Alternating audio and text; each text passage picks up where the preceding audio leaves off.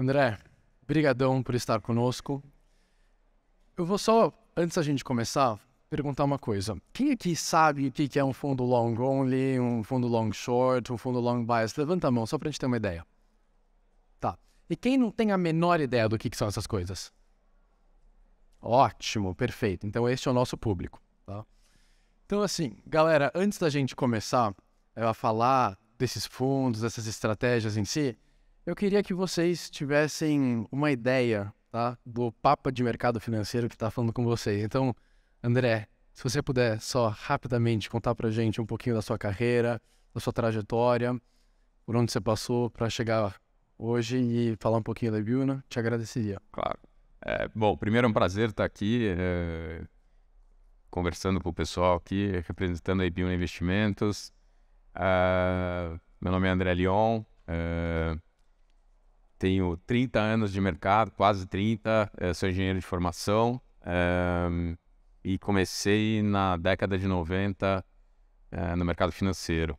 Muito mais por uma curiosidade e interesse de entender como funciona essa coisa de investimento e aí fui crescendo, fui me desenvolvendo.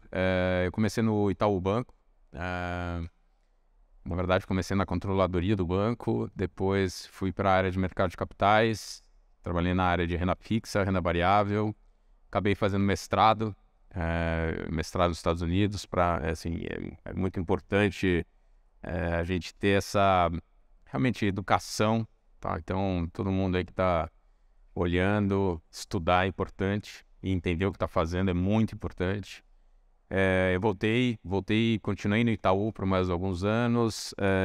Aí no final da década de 2000, a GP Investimentos me chamou para tocar a área de ações da gestora deles. Na época eles tinham uma gestora, estavam tentando transformar isso num negócio grande. Fui para lá, realmente trabalhei. A gente acabou, quando eu saí de lá, acho que estava com um BI 300, um BI 400. Isso foi em 2010. E aí depois, justamente nessa época, o Mário Rodrigo tinha acabado de fundar a Ibiúna.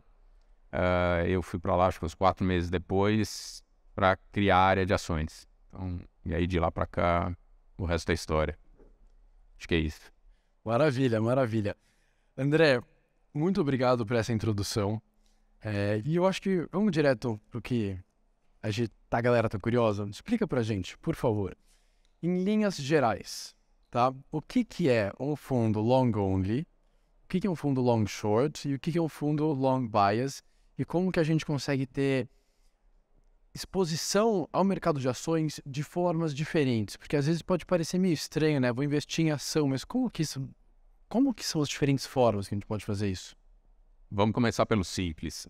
O fundo de ação, né, o long only, ele é o fundo mais tradicional que todo mundo imagina, né? Você vai lá, compra as ações, né? Você cria um portfólio e pronto. Tá? Então, logicamente, tem a gestão ativa, você vai sempre analisando as empresas, a empresa que já chegou no teu target, no teu preço-alvo, você vende, está procurando outras, mas esse é o tradicional.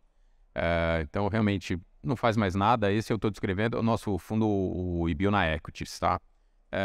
Só pode ter ações, pode ter no máximo 10% de dinheiro não investido em ações, no caixa. E, logicamente, ele anda muito perto ou oscila junto com a bolsa.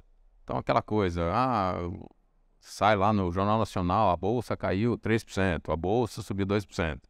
Muito provavelmente esse fundo vai ter caído ou subido algo próximo. Logicamente, no tempo, a gente vai gerando alfa e vai subindo mais e caindo menos do que o fundo. Alfa é o retorno excessivo, tá? Para quem... Alfa é o retorno além do que o mercado está dando de retorno. Então esse é o fundo long only, tá? O tradicional, para quem entende também, é o beta 1, tá? É a exposição ao mercado quase 1. Beleza. Antes de você ir para os outros, vamos retomar aqui. Explica o que significa a palavra long, por favor. Long é comprado, short é vendido. Então você pode falar que a gente está long alguma coisa, long Petrobras, estou comprado em Petro. Estou short Itaú, eu estou vendido em Itaú. Então, assim, pessoal, você long, você está apostando na alta do negócio. Você comprou a 1, você espera que chegue a 2. Exato. Short é o oposto. Você É isso quer aí. explicar como funciona É. uma operação short para o Calma, pessoal? vamos lá, calma. Aí a gente vai pegar o outro extremo. Fundo que é o long and short. Esse cara, ele tem exposição zero ao mercado. O que eu quero dizer com isso? Se a bolsa subir 3 ou cair 2, você não consegue falar absolutamente nada em relação ao retorno dele, tá? A bolsa pode ter desabado e a gente ganha uma fortuna. A bolsa pode ter subido e a gente perdeu uma fortuna, tá? Então, é o que a gente chama o beta zero, que é a correlação dele com a bolsa, com os índices de bolsa, é zero, é nenhuma, tá? Como que a gente faz isso? Justamente montando posições long, compradas, e short, vendidas. Logicamente em diferentes ativos, tá? No nosso caso, a gente só faz em ações, tá? Então, a gente, inclusive é uma característica da Ibiúna, as áreas, elas são muito bem definidas. Então, o pessoal de crédito faz crédito. O pessoal de ações faz ações. O pessoal macro faz macro, tá? Então, nos nossos fundos só tem ações, tá? Então, expliquei os dois. Long only, totalmente exposto ao mercado. Long and short, nenhuma exposição ao mercado. Só um detalhe. Quando a gente fala que nenhuma exposição ao mercado, não significa que a gente não tem risco. A gente tem muito risco lá dentro. Mas são outros riscos, tá? E aí a gente tem o terceiro, que é o long biased, que justamente o bias, né? É o viés long comprado, mas ele é o cara que ele consegue oscilar entre o 0 e o 1, tá? Esse é o cara que tem mais graus de liberdade e que justamente a gente consegue naturalmente, e aí a nossa estratégia é sempre uma estratégia bottom-up, né? De baixo para cima. É a análise que me leva à exposição. A gente pode ter 70%, 80% do fundo comprado, tá? Mas a gente faz também posições compradas e vendidas. O net, a somatória disso tudo, é uma posição comprada, que é o long biased. Entenderam? Vem cá, uma dúvida. Você acha que a gente vai fazendo pausas para a gente perguntar e tirar dúvidas? Se o pessoal quiser perguntar. Vocês preferem que a gente vá fazendo pausas? Porque o tema é difícil. Então a gente pode ir fazendo pausas, ou se vocês quiserem, a gente continua e faz perguntas no final. Se alguém não estiver entendendo nada, vocês levantam a mão e a gente recebe a pergunta, tá? Mas acho que a galera tá conosco. Então vamos lá. Antes de eu partir para as outras, vamos antecipar aquela última pergunta. Quais são os riscos envolvidos em cada um desses tipos de fundos? Então, isso é muito interessante, tá? De novo, especialmente na Ibiúna, tá? Os nossos fundos têm risco, tá? Inclusive, quando vocês forem fazer investimento, tenham isso na cabeça, tá? Logicamente que o nosso objetivo é retorno para os nossos clientes, para os nossos cotistas, mas, logicamente, implicitamente, a gente corre riscos. Então, no caso dos fundos de ações, os riscos que a gente corre são riscos específicos das empresas, de cada empresa, e também, indiretamente, os riscos setoriais. Então, vou dar um exemplo. Imagina que a gente está no long and short, a gente está comprado em Vale e a gente está vendido em Suzano. Exemplo hipotético, tá? Vale, todo mundo conhece, mineradora, minério de ferro, grande exportadora, principal mercado hoje, China, tá? Suzano também é uma empresa de commodities, só que a commodity dela é celulose. Celulose é matéria-prima para fazer papel e alguns outros parecidos. Também grande exportadora, também grande mercado, China. Então, eu consegui tirar alguns riscos quando eu estou numa posição comprada e vendido. Justamente, por exemplo, eu tirei o risco do câmbio. Se o dólar sair de 5 e for para 3, elas são exportadoras ambas, elas vendem em dólar. Então, se ela vende em dólar no mesmo preço fixo, se o real, né, se aprecia frente ao dólar, eu vou receber menos reais. Na hora que eu estou comprado um e vendido no outro, eu meio que faço um match, eu tiro esse risco. Imagina que tem algum problema de crescimento global. Então, você vai ter uma desaceleração. A gente está discutindo aí, depois se vocês quiserem, se vai ter recessão ou não nos Estados Unidos, se a Europa, o que vai acontecer. China está saindo saiu já, né, da Covid, dos lockdowns, então... Mas você tem essa dúvida, pô, o que vai acontecer com o preço das commodities?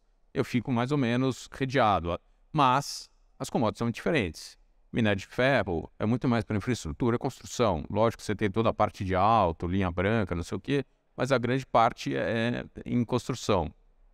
Na hora que a gente vai falar de celulose, você está falando muito de papel, imprimir, escrever, tixo, tudo mais. Então são dinâmicas diferentes. Então a gente ainda está correndo esse risco, só que a gente tem que entender. E logicamente, quando a gente monta uma posição comprado em Vale e short em Suzano, é porque a gente está achando que o equity, né, o valor da ação, tem muito mais retorno esperado em uma do que em outra. Então esse é um tipo de... Estamos correndo risco, sabemos qual é o risco, não é o risco de mercado. De novo, se a semana que vem o Haddad ou qualquer coisa aqui no Brasil, o Banco Central cortar juros, não cortar os juros, fizer alguma coisa, nossa posição não vai sofrer, teoricamente. Ela tem o ruído, mas não é uma coisa que ela meio que se normaliza.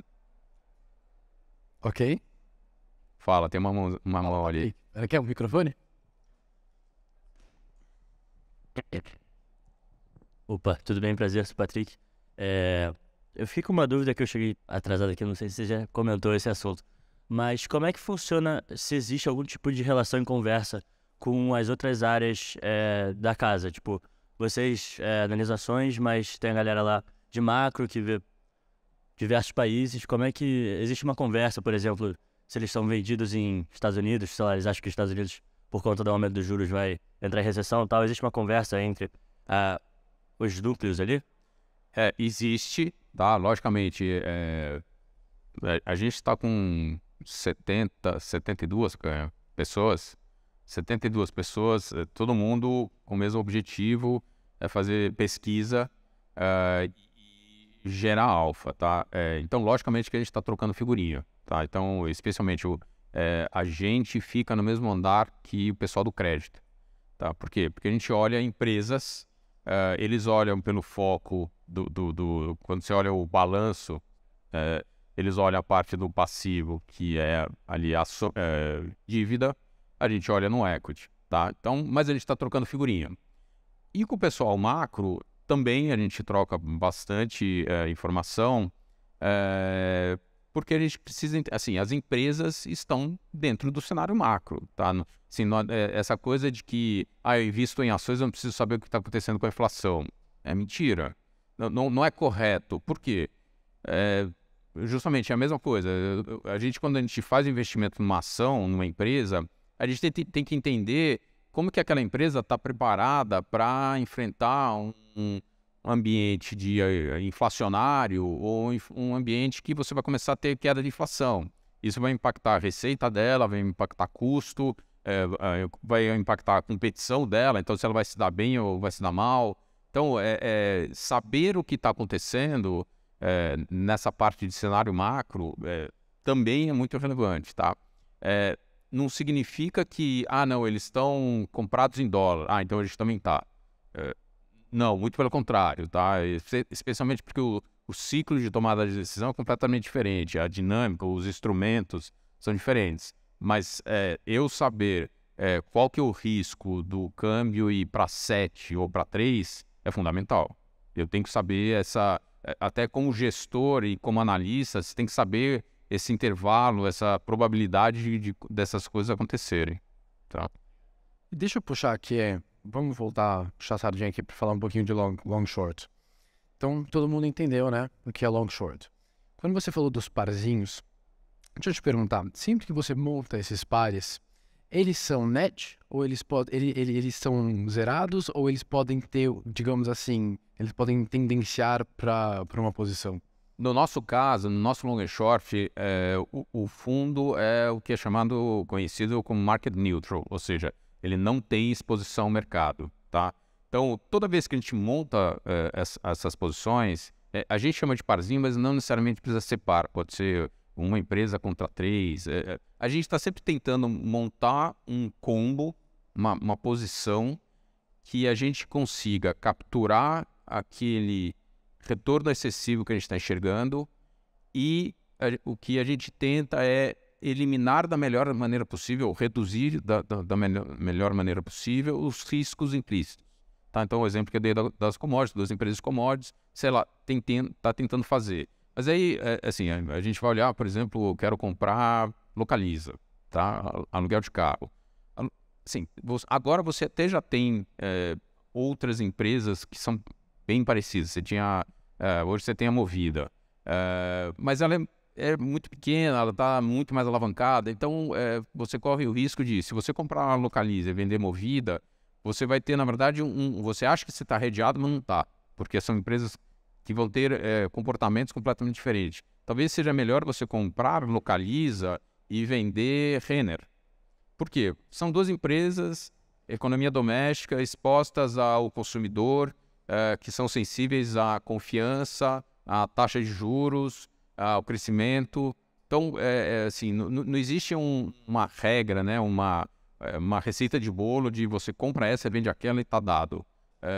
Não, a gente sempre está fazendo análise, a gente está sempre olhando no mercado as alternativas que a gente tem para fazer esse combo e tentar reduzir o risco com o máximo retorno que a gente consiga ter. E quando vocês fazem esse combo, para vocês zerarem esse combo, para a gente chegar no market neutral, vocês só levam em consideração a exposição quantitativa, long short, ou vocês olham coisas como o beta a gente olha posições? Tudo. A gente olha tudo. Então, até por uma facilidade operacional, quando a gente passa a ordem para nossa mesa de trading, né? A gente tem 2 pessoas dedicadas a fazer isso. A gente justamente fala isso. Compra 50 milhões de reais de Localiza, vende 50 milhões de reais de Renner. É mais fácil operacionalmente. Mas o que a gente está olhando é justamente isso, né? Na verdade, a gente está olhando... o beta é o primeiro que apareceu, é o beta exposição ao mercado. Na verdade, você pode pensar como betas, né? São os coeficientes de exposição a cada fator de risco. Então, juro, inflação, confiança, exposição à dívida. A gente olha isso, a gente olha qualitativamente. A gente não é aquele screening estatístico, mas a gente olha qualitativamente isso. A gente está procurando empresas que sejam um bom fit para fazerem o hedge, tá? Na verdade, fazer o hedge, fazer a proteção, tá? É exatamente isso. A gente está fazendo o hedge, é uma proteção. E que pode ser dos 2 lados, né? Não esquece, no long and short, a gente pode ganhar dinheiro estando short, tá? Então, assim, eu quero shortear uma empresa. Essa empresa, ela está muito cara, e a gente acha que o valor justo dela é para baixo, é 30%, é 50% para baixo. Então a gente vai lá, shorteia ela e compra uma empresa, outras empresas que não é que a gente acha que são excelentes ou que estão num valuation super atrativo, mas é que elas vão cair menos do que essa que a gente acha que vai cair pra caramba.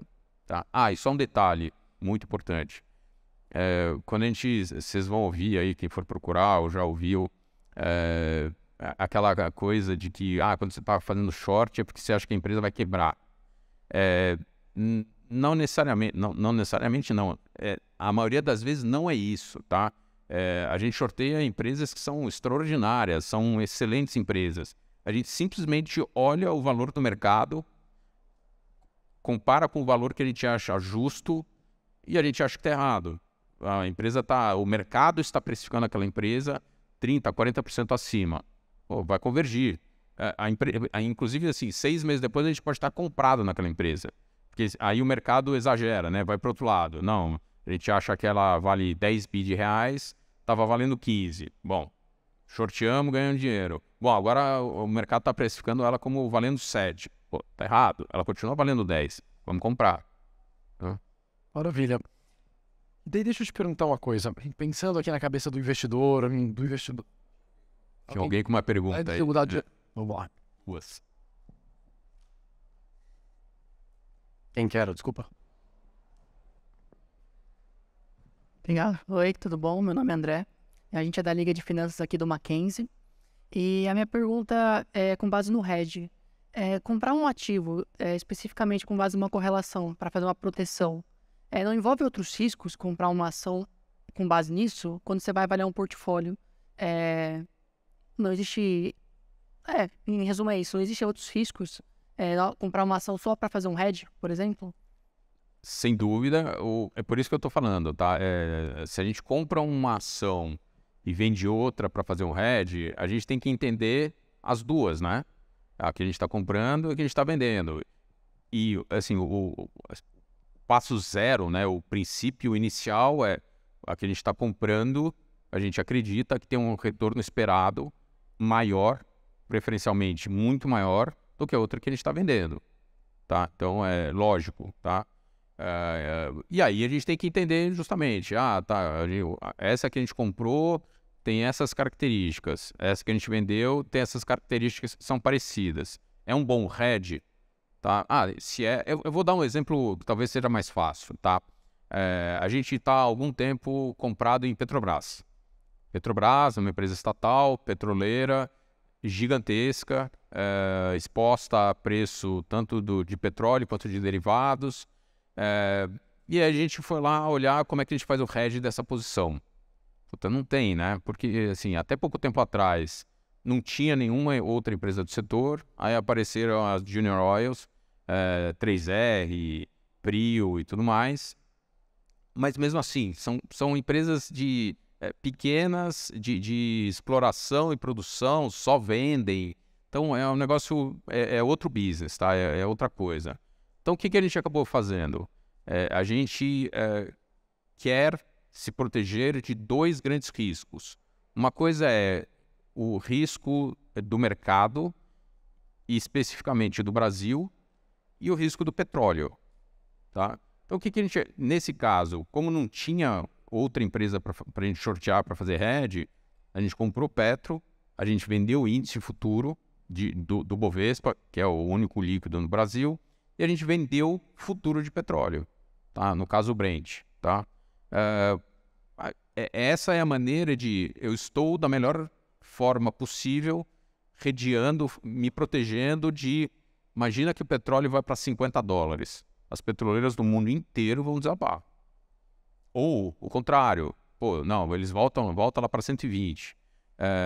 Eu vou sofrer no meu hedge, mas provavelmente, como uma petroleira, ela vai se apreciar também. Tá? Então, esse é o raciocínio de uma maneira simples. Esse não é um hedge muito bom, mas é o melhor que a gente tem.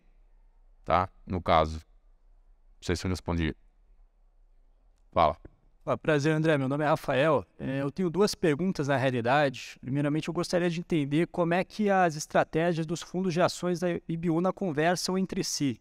Então, por exemplo, a carteira comprada do Ibiúna Equities é a mesma carteira comprada do Long Biased e do Long Short também. E a mesma coisa para a vendida também do Long Biased e do Long Short. Eu também queria entender um pouquinho melhor as subestratégias do fundo Long Short de vocês. Então, você mencionou, por exemplo, pares. Eu queria saber, por exemplo, se vocês fazem shorts com índices, por exemplo, se vocês fazem operações de valor relativo entre setores. E as subestratégias, como é que vocês separam isso? E, enfim, não sei se deu para entender. Sim. A primeira, a relação que as três famílias de fundos têm, na verdade, a relação é que é a mesma equipe. Tá? Então, hoje a área de ações são 10 pessoas fazendo a gestão desses fundos. Então, logicamente, se a gente está comprado, sei lá, em Itaú, no long only, é muito pouco provável, assim, tem que ter alguma razão inacreditavelmente diferente para a gente estar vendido em Itaú no long and short, tá? A gente pode não ter ele, mas, então, assim, o valor que a gente enxerga, né, o retorno excessivo que a gente enxerga em um ativo, a gente vai tentar maximizar em todos os fundos. A restrição que a gente tem é que, várias vezes até, a gente não consegue encaixar dentro dos mandatos, né, das propostas de cada fundo. Tá? Então, imagina que a primeira óbvia, né? Não, a gente vai shortear, sei lá, Bradesco. Logicamente, o long only, né, o equities, não vai ter um short, ele só pode estar comprado. Então, acabou. O long bias, a gente vai entender como é que aquela dinâmica, como é que aquele short que a gente quer montar vai encaixar dentro da carteira dele. Você não pode esquecer também, tem todo o conceito de diversificação de carteira, riscos de cada uma, tem os benchmarks. Então, o long and short, que não tem exposição ao mercado, o benchmark dele é CDI. O long bias é o IMAB, que na verdade é a inflação mais o juro real. E o long only é o IBX, que é o fundo aqui no Brasil, o índice no Brasil mais amplo, tá? O Ibovespa até melhorou, mas ele ainda tem algumas distorções, tem menos ações e tudo mais. O IBX 100 é o mais amplo que tem. Então, é essa dinâmica que a gente tem que entender. O short é igual, tá? A gente pode fazer, por exemplo, no long bias, a gente pode fazer short seco, que é simplesmente, putz, eu acho que essa empresa tá cara, ela vai cair 40%. A gente vai lá e shorteia. No long and short, eu preciso ter um hedge. No long and short é sempre hedgeado, é sempre market neutral. Eu não posso chegar lá e shortear. Eu tenho que shortear e comprar alguma coisa. E aí pode ser uma outra empresa que eu jamais compraria. Então eu não vou ter, eu vou ter aquela posição que eu estou short, uma empresa comprada na outra, e eu não vou ter essas compras, essa posição long nos outros dois. Então é essa dinâmica que a gente está todo dia, na verdade toda hora. A gente está sempre analisando, a gente sabe de cabeça as posições, e a gente está olhando os fundos em cima de fluxo de notícias, do preço dos ativos, cenário macro, cenário micro e tudo mais, tá? André, deixa eu aproveitar de perguntar uma coisa. Pensando na cabeça de quem vai montar a carteira, na cabeça do alocador, ele naturalmente vai olhar para a volatilidade desses fundos. Quais são as características de volatilidade de cada um? Então, a gente não faz gestão em cima de volatilidade. Volatilidade é uma consequência, é uma característica, tá, dos produtos. O que eu posso te falar é o seguinte, hoje, na verdade, historicamente, né, os fundos, então o long and short está rodando mais ou menos com 7 a 8% de volatilidade ano, o long bias está por volta de 13%, e o long only está por volta de 18%, não, um pouco mais, né, Caio? 20%, por aí, 20%, 22%, tá? Então, mais ou menos esse é o regime, tá? Isso assim, é um indicativo de risco, tá? Mas não é uma métrica de risco. Então, isso daí, na verdade, historicamente, a cota, né, diária, ela oscila, né, com essa, digamos assim, essa amplitude, tá? Essa intensidade. Mas é importante as pessoas entenderem que volatilidade não é um indicador perfeito de risco, tá? E aí, eu acho que o melhor exemplo, especialmente recentemente, são os fundos de crédito, tá? Inclusive, você pega aí aqueles fundos de crédito aí, D0, D1, aquela coisa super estável, né? Assim, mal oscila e de repente vem Americanas e pum, 10% para baixo, tá? E aí o pessoal fica, pô, mas a volatilidade não era zero, não sei o que, não era, né, baixíssima, não sei o que, então. Só que você tinha outro risco lá dentro que você não estava enxergando. Inclusive, mudou agora na virada do ano a marcação a mercado para carteira de pessoa física. Todo mundo aqui sabe que é marcação a mercado? Os títulos passaram a ser marcados na carteira de todo mundo, inclusive individualmente, de acordo com os preços que estão no mercado de verdade, tá? Não é um preço fictício, né? Fake news. Então agora oscila, o que é bom, porque as pessoas começam a ver realmente como é que os investimentos estão reagindo, né? Estão refletindo o que está acontecendo. E daí quando a gente, pensando no jovem que está aqui, aquele cara que tem, menina, tanto faz, que tem 20, 30, 40 anos para investir. Porque eu fico pensando, eu tenho 21, daqui 40 anos eu pretendo estar talvez no auge da minha vida de investidor. Como que a gente tem que encarar para esses produtos na nossa carteira? É um mix dos três, tem um que está mais em linha com a nossa, talvez, com o nosso... É difícil a gente generalizar, né, o investidor, mas eu acho que uma característica comum que todos têm é o tempo. Então eu acho que talvez seja o fator concreto mais fácil de se utilizar nessa análise. Essa discussão de teoria de portfólio, retorno no tempo e tudo mais, né?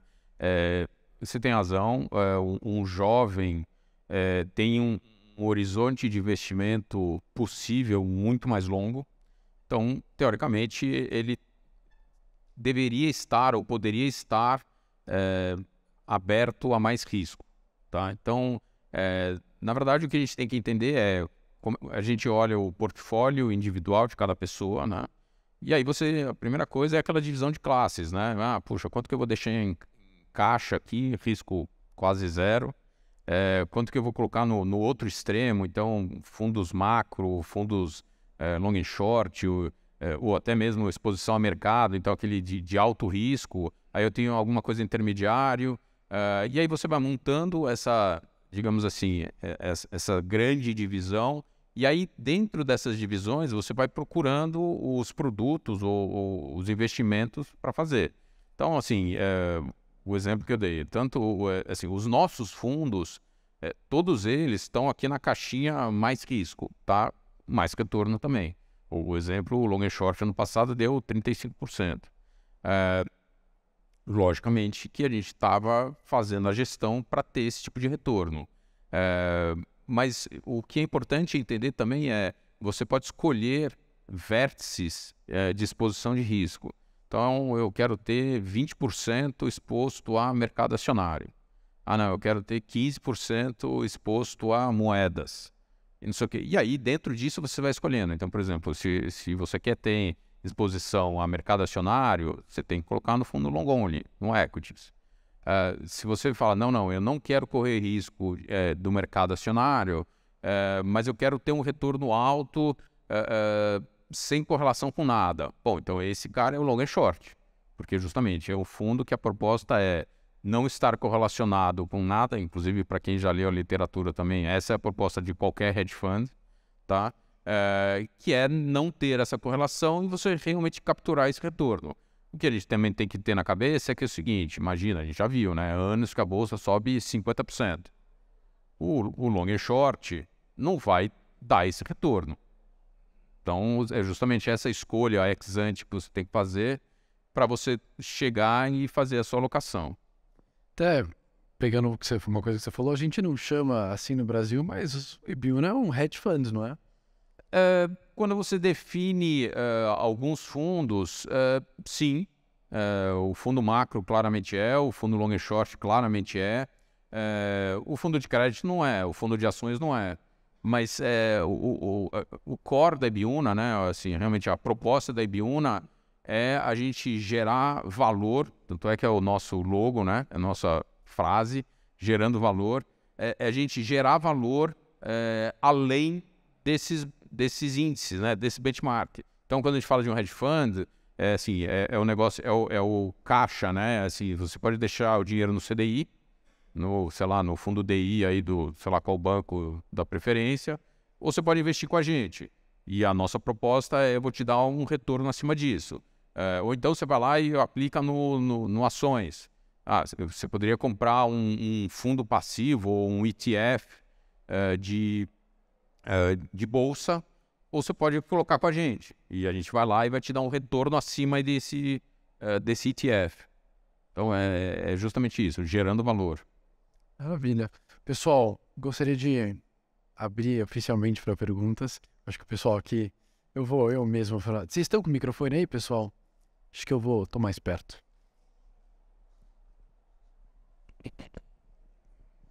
Fala, André. Prazer, meu amigo. Cara, uma pergunta bem simples, na verdade. Como que vocês da Ibiúna veem, assim, vocês balanceiam uma posição short, um hedge, no sentido de não adianta você colocar uma posição muito pequena, porque caso o mercado vá contra vocês, essa posição não vai proteger, mas ao mesmo tempo, se você faz muito grande, o hedge te atrapalha. Então, quais métricas, por exemplo, vocês usam no sentido de vocês olham beta e seguem só essa métrica, ou existem algumas outras? Como que é o racional, digamos assim, rapidamente da Ibiúna nessa questão? O racional é o seguinte, toda posição, não só o long, tá, ou o hedge, toda posição que a gente faz, a gente, justamente o conceito de gestão, né, tomar a decisão, e parte da gestão é isso, né, qual que é o tamanho que a gente vai fazer. A gente quer fazer posições que, se a gente acertar, vão fazer diferença na performance, tá, então o fundo vai ser sensibilizado, você vai ver a rentabilidade acontecendo, e se a gente errar, machuca, mas não mata, tá, então E aí você tem uma parte de arte, né? Que é justamente essa sensibilidade, você entender quais são os riscos de cada posição, qual é o retorno esperado, lógico, né? Assim, é sempre um binômio, né? É um parzinho, né? Retorno que eu espero ter, risco que eu estou correndo. Vou correr um risco extraordinário por um retorno merreca? Não, né? Infelizmente, um retorno extraordinário com risco merreca é muito raro, não existe. Então, a gente tem que sempre equilibrar. E, de novo, entender quais são os riscos, tá? Então, vou dar o exemplo de novo, né? A gente está comprado em Vale. Você tem que saber qual é o risco que você está correndo. Qual que é o grande risco que a gente está correndo? É o preço do minério desabar, tá? Se você está comprado em Vale, o preço do minério cai de hoje para segunda-feira, cai $40, você já sabe que segunda-feira de manhã o negócio vai ser selvagem, tá? Vai ser uma desgraça. Então, você entender os riscos que você está correndo também é fundamental. Então, essa análise do ponto de vista de quero ter 5% do fundo comprado nisso, ou no caso da tua pergunta, do hedge, não, eu preciso proteger, por exemplo, o exemplo que eu dei de Petrobras. A gente está comprado em 10% de Petrobras. Tá, qual que é a exposição que a gente tem em petróleo? Quanto que eu tenho que vender de petróleo? É por volta de uns 3%, 4%. Tá, então a gente vai lá, shorteia 3%, 3,5% de petróleo. A gente pode trocar, a gente pode otimizar, né, esses hedges. Por exemplo, se o petróleo versus o ETF, né, o ETF, para quem não sabe, são os Electronic Traded Funds, são os fundos passivos negociados em bolsa. Se o ETF de petroleiras nos Estados Unidos está completamente descorrelacionado, ele está distorcido, a gente pode trocar o zero short do petróleo e abre um short no ETF nos Estados Unidos. Então é isso que a gente está olhando sempre o mundo inteiro, procurando a melhor maneira de fazer a posição.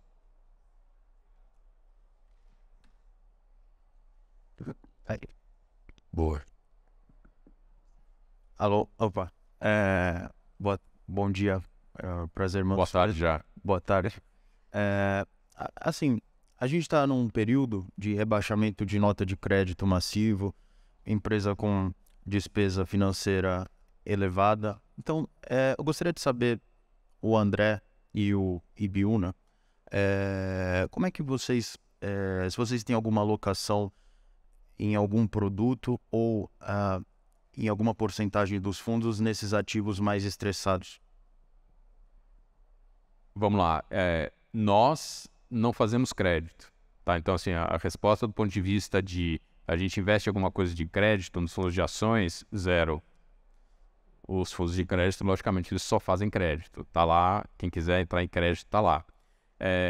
O que a gente faz, na verdade, assim, essa discussão que está tendo agora, janeiro, fevereiro, a gente está falando, se você pegar nossos comentários mensais, a gente está falando de crédito, acho que desde fevereiro ou março do ano passado. Que era, assim, era a evolução natural do que a gente estava vendo, tanto no cenário macro quanto na dinâmica micro das empresas. A gente sabia que ia acontecer isso. A gente esperava que acontecesse. Tá? Então, a gente estava analisando e vendo isso. Quando a gente monta as nossas teses de investimento e, consequentemente, as nossas posições, essa visão de capacidade de geração de caixa, né? O fluxo de caixa, nível de alavancagem, né? Quantidade de dívida, exposição à taxa de juros. Pô, tem empresa que fez a lição de casa, está com dívida emitida para 5, 7 anos, numa taxa pré ótima. Tem empresa que está com dívida ultra curta, pós-fixada, CDI mais 3, 4. Todas essas características fazem parte da nossa análise. Tá? Então, quando a gente está fazendo a análise fundamentalista, que é o que a gente faz, né? Entender a empresa, fazer o fluxo de caixa, calcular o preço justo da empresa, todas essas características fazem parte do nosso processo. Na verdade, a gente olha tudo, né? Então, num cenário hoje, que é um cenário macro, que também a gente já está imaginando que vai acontecer isso há muito tempo, que é de desaceleração econômica, taxa de desemprego começando a subir. A gente não pode esquecer, para o Brasil, a taxa de desemprego estava no mínimo de sei lá quantos anos. Então, é natural, sendo que a inflação está alta. Então, é natural, na verdade, é saudável que aconteça esse ajuste. A economia é um bicho vivo, né? É um negócio que ela oscila e está sempre mudando. Então, entender essa dinâmica é relevante. Então, assim, a resposta é sim, a gente analisa isso, a gente não vai objetivamente... Eu não quero estar exposto a ativos estressados. A gente olha se tem algum ativo que está estressado demais e que tem valor que pode ter retorno para a gente. Ou o contrário, né? Ah, não, tem um ativo aqui estressado que a gente acha que vai dar ruim. A gente vai lá e shorteia, tá? Porque vai ficar mais estressado ainda. Tá? Só a gente tem tempo para mais uma pergunta. Obrigado. Bom dia. Eu vou fazer 3 perguntas, mas são rápidas, tá? A primeira é a seguinte, você falou algumas vezes em retorno excedente, retorno excessivo, né? Como é que é esse processo de identificação de retornos excedentes? Vocês fazem os cálculos de valor intrínseco por conta própria, o uso de terceiros? Não, justamente, a gente tem uma equipe, são 10 pessoas trabalhando, a gente faz a nossa pesquisa, tá? Então, a gente tem, digamos assim, a orientação fundamentalista. A orientação fundamentalista a gente projeta a empresa, receita, despesa, investimentos, o custo financeiro, tudo mais. A gente traz isso a valor presente e a gente vê quanto que é o valor justo daquela empresa. Então, é assim que a gente funciona. Logicamente, a gente olha o que está acontecendo no mercado, então pesquisa lá, Itaú, Bradesco, Bank of America, todo mundo lá publica até o famoso sell side, né? O lado de lá da rua, né? Mas a gente toma a nossa decisão em cima da nossa pesquisa. Ok. Outra pergunta é o seguinte, você falou aí também da preferência pelo IBRX-100, né, em relação ao Ibovespa. Vocês fazem os cálculos de betas aí para usar nas estratégias de vocês ou pega betas de terceiro? Não, a gente não usa beta, tá? De novo, beta a gente observa, a gente olha qual que é o beta na nossa carteira, mas não é uma variável que a gente usa para tomar decisão, tá? Na verdade, como a gente conhece as empresas, a gente sabe qual é a acessibilidade, né? Qual é a exposição da empresa a todas as variáveis de risco. Então, o beta é um número, na verdade, para a gente não impacta, não influencia a tomada de decisão. E a última pergunta, nessa estratégia de fundos long only, vocês só investem em large caps ou também small caps, ações de baixa liquidez? Ok. Large cap, large capitalization, empresas muito grandes. Small cap, small capitalization, empresas menores, tá? A gente, na verdade, tem limite de liquidez em bolsa, tá? A gente se autoimpõe, eu não gosto, não quero ter nada que negocie menos de 5 milhões de reais por dia, na média, em bolsa. Na verdade, 5 milhões é um número até já está ficando um pouco antigo, tá? A gente gosta de ter posições que tenham liquidez diária de 10, 15, 20 milhões pelo menos, tá? Então, hoje o nosso universo de investimento está por volta aí de 150 empresas, tá? Fora isso, a gente investe em qualquer coisa, tá? Estatal, não estatal, commodity, doméstico, financeiras. A gente varre todo o universo de empresas listadas que atendam essas condições.